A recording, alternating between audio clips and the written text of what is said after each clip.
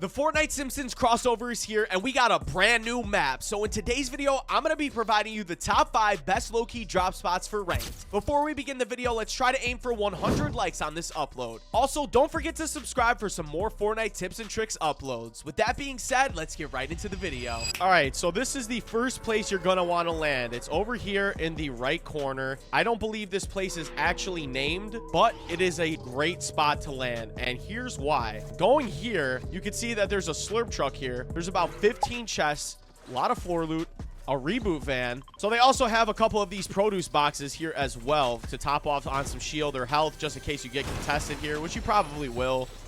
But the chests are usually in the roof or on the first floor. 4 chests in this one, 3 in this one, and 4 in this one. And usually you'll get a couple chests around this strip leading up to these 3 houses. But then you can get the slurp truck here. If you wanted to go over this way as well, there's an additional, I would say, 3 or 4 chests in this strip. And you could also probably fish, I would imagine, because they got fishing rods over there. But nonetheless, this is the first nice low-key spot to land. But let's move on to the second drop spot. So this is going to be the second spot you're going to want to land. And the reason why I'm saying this is because there's another slurp truck here. The only downfall about this area is that there's probably like 2 chests, couple floor loot, nothing really crazy here. But the huge W is having the slurp truck here with a launch pad. So you might get like 1 person here. If you're the first person to land in this middle area, there's a chest that spawns here usually 100% of the time. You get some floor loot over here, and then usually another chest will spawn in this area here. So like 2 to 3 chests. You got your slurp truck. Take this launch pad out and probably go over to the next best POI, which is probably Donut District. Make your way over there and start contesting people. If you don't have enough loot, there's gonna be some stuff over here as well that you could grab. But let's move on to the third drop spot. So the third drop spot is actually right next to the second one. It's right here, and I'm not sure if this one is a named location either, but you have a lot more loot to work with, and there's potentially gonna be people contesting here considering the amount of loot at this small location. Over here, you're gonna get like literally about 20 chests, a lot of floor loot. You're gonna get some of the gold bars as well.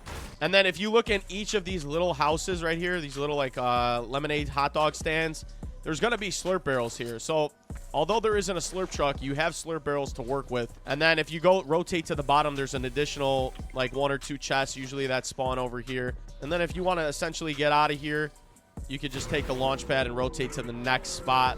But if you want like additional movement as well, if you don't have like shockwaves or you can't find anything, get these super squishy machines, because they're basically like Flowberry Fizz in a way.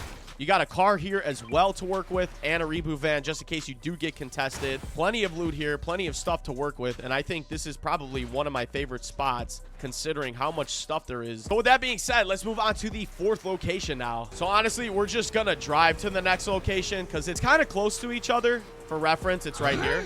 So I'm not exactly sure if this is a named location. I don't believe it is. But you have a lot of stuff to work with here. You have about 5 to 7 chests, and usually they're in these little crates hidden. You have a couple slurp barrels just in case for whatever reason you don't have any shield right off the rip. I don't usually see anybody contesting this area when I've went here in the past. And then, like I said, just check for these crates.